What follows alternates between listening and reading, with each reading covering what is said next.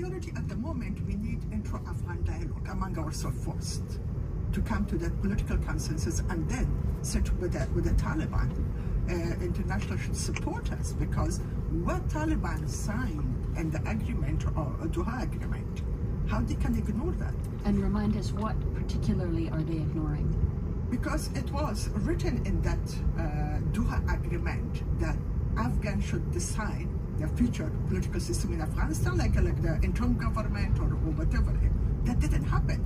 So just they come and grab the power and whatever they want, they're doing. And international, especially America, is also silent about that.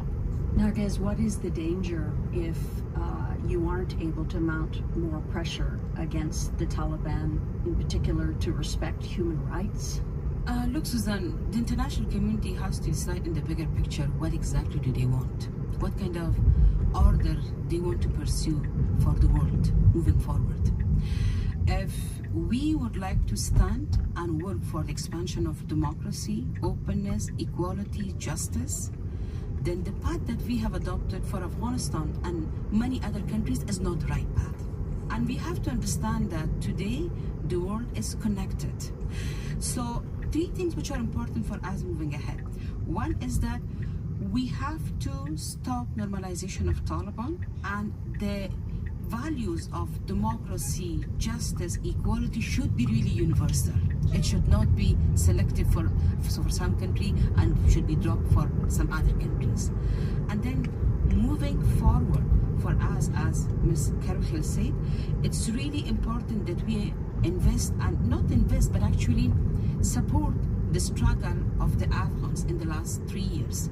The last 3 years proved to us very well that many of the groups and many of the leaders that the world were investing in Afghanistan actually have no role, no influence, and no interest in the situation of Afghanistan anymore. They were just there as volunteers to implement projects. But you have different groups that they have come today under spotlight and they are resisting. So you have women of Afghanistan today that they are resilient, they are resisting inside and outside Afghanistan, and they are demonstrating a very different leadership. Let me give you the example of that leadership, Suzanne.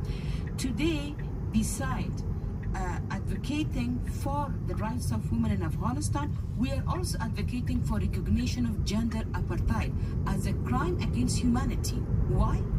The reason that we are advocating for that, we want to make sure that gender apartheid is recognized as a crime in the international law. Because once you have that, then no country, no regime is actually going to be able to come up with the kind of institutionalized and systematic policy that the Taliban has come for suppression of women. I have little time left for such a wide-ranging and important subject, but I want to ask you a personal question, each of you very briefly. You all took advantage of a system that allowed you to get an education, a generation that was allowed to hold leadership positions inside Afghanistan. As you two women, that wouldn't happen today. How does that make you feel? Well, of course, I feel so bad, worried about the future of Afghanistan. Not only personally, but I think it is globally proved that investing on girls' education will confirm and guarantee the development of a country. We want Afghanistan prosperous, independent politically and economically, and progressed Afghanistan. That won't happen without girls' education. So education is a very key element for everything, I think, in globally. I think we have to recognize, particularly for the Canadian audience, that Afghanistan matters. It's one of the largest, if not the largest, Canadian military deployment since World War II. So there are Canadians who served, lost their lives and got injured in Afghanistan. So this is not just some off-topic about some random location around the world. So the question is, so what can I do? A, you can call out Taliban apologists, armchair lobbyists who use fancy words to cover up and justify what the Taliban are doing because they're paid to do so, and trust me, there are far too many of them today, unfortunately. Second, you can support platforms which are trying to educate the men and women, particularly women of Afghanistan, circumventing the Taliban ban, like the American University of Afghanistan, like many civil society organizations, who are constantly fundraising, looking for resources. Seek them out, support them. That makes an actual difference in the lives of people on the ground. Everybody's trying to survive the Taliban. Help people survive the Taliban. Narges, where do you find hope?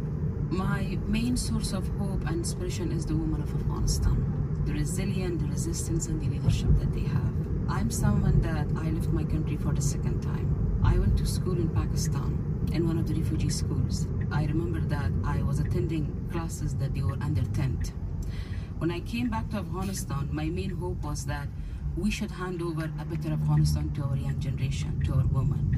They should not study under 10th the way that I studied. They should not be struggling about their identity the way that I did. Not knowing that one day the schools will be closed for them. It's difficult. But one thing that I'm very confident and clear about, that the future of Afghanistan is going to be changed by women of Afghanistan. It's going to be the women of Afghanistan that this time they're going to free up Afghanistan. Today the world is not standing with us. Even in some cases, men are not standing with us. Islamic countries are not standing with us. But still, no matter how hard it is, how bumpy the road is, and how difficult it is, the women are going to walk this road, and we are going to prove that for the values that world were preaching, we stood for it, we fought for it, and we restored it, not only in our country, but actually around the globe. I want to thank all three of you for coming in and sharing the update on Afghanistan, which isn't good. It's something, though, that deserves a lot more discussion. I really appreciate you sharing with us your fears, your hopes, and your aspirations for your country. Thank you for having us. Narges Nahan is a former Afghan MP who